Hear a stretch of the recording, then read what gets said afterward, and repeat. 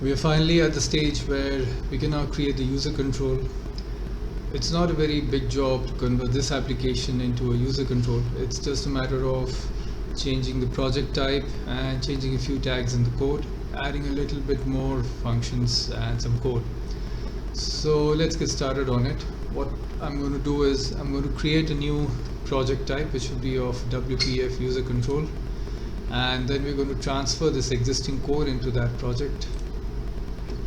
So WPF user control, and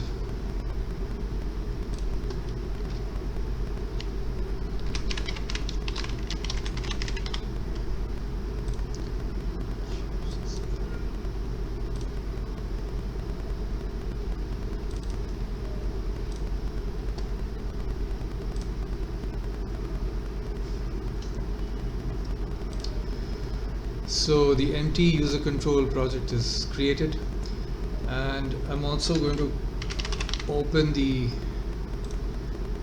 existing WPF application in a separate Visual Studio instance so that it's easy to copy the code. So this is what we are creating. This is what was already created. So this is the user control. Now the main difference is the tag starts with user control instead of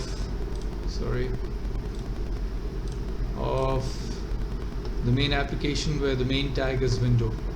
So we just need to copy the contents, so take the grid and replace it here, so we get this, and then we're going to copy the backend code.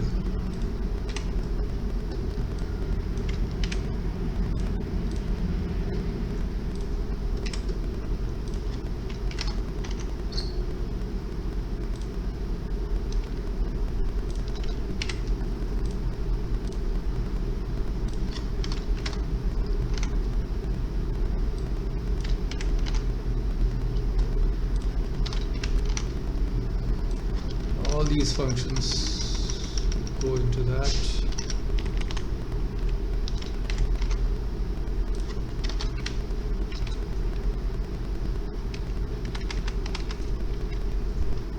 And let's copy it again. Okay. And we need to add a reference to NAudio. So let's add an audio from NuGet.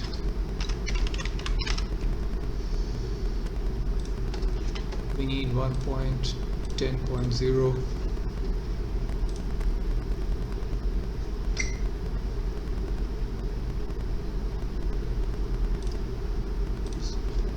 Let's compile it and see if everything is fine.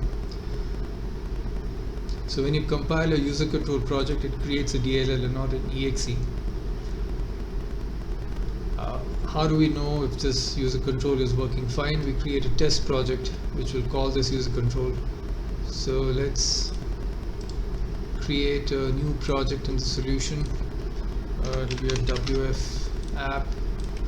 Let's call it user control test, and let's create it. Okay. Let's create a sample grid format here. Row definitions, create one row.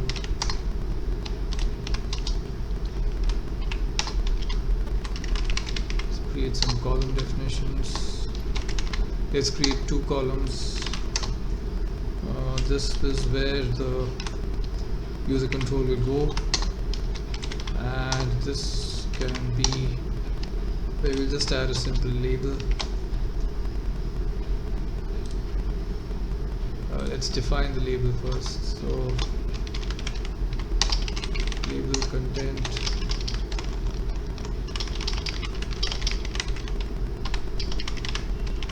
this will go in row 0, column 1. So we've populated the second column. We need to add the user control in this first column. So first we need to create a reference to this user control project in the test project. So let's add, where is reference, references, add reference. Just for now we'll create it as projects. There's only one project, so we've created a reference, and now in order to call that user control we'll have to put the namespace in local. So this should be piano user control. Yeah, let's compile it. Of course it won't show anything, just want to make sure there are no errors. And now here we'll add the user control. So we add it with the local tab, or tag I mean, local piano user control grid row, sorry,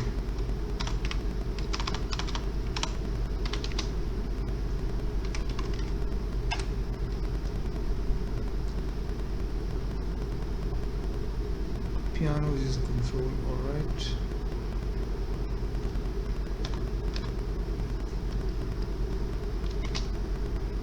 so let's grid row is equal to 0, grid call is equal to 0.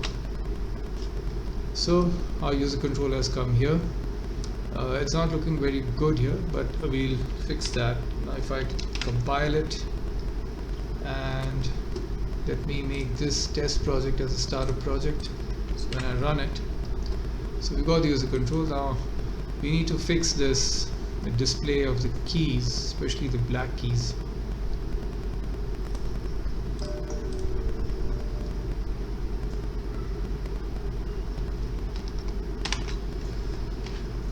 Mainly we need to fix the part where the sizing of the keys has to be in sync with the sizing of the main window. So let's go back to the user control, and let's see what the problem is. Firstly, the problem of the width of the black keys. I think that is where the problem is. So let's put a event handler here for this user control, and so when the size of the user control changes, it should resize the keys as well. Size changed. What we need to do is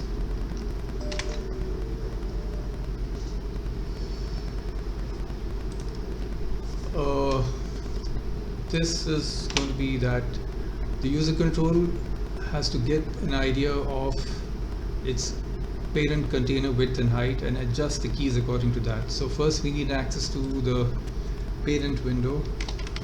Let's call it so user get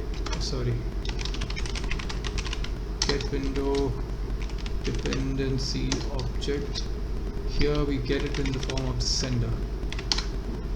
So now this parent is the reference to the controller panel which is holding this user control. Now we need the height and width of the parent. So let's take a class wide variables. So private double parent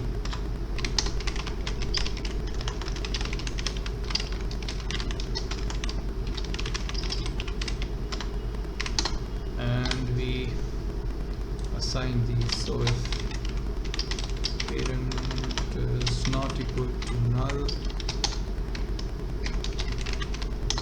parent width is equal to parent actual width, and parent height is equal to parent actual height. And next we call the size black keys method, which will automatically size the black keys as required. Let's compile this and see. Yes, so now as we resize the main window, the black keys will change their sizing, and we are more or less there.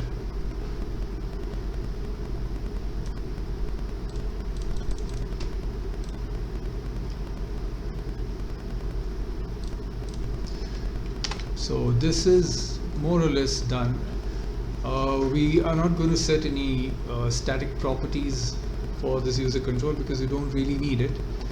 One more thing which we can do here is, instead of calling it from a project dependency, we'll call it via the DLL which has been created for this project, because if you're using a third-party control, most likely you'll have a DLL. You won't have access to the project source code. So if you go to references, there must be a reference to, let me see, piano user control. Yeah, so I've removed this, and now if I compile it, I won't find the reference to the user control, so I'm going to add a reference to the DLL. Let's see, reference and browse projects, piano user control, bin debug. This is the user control.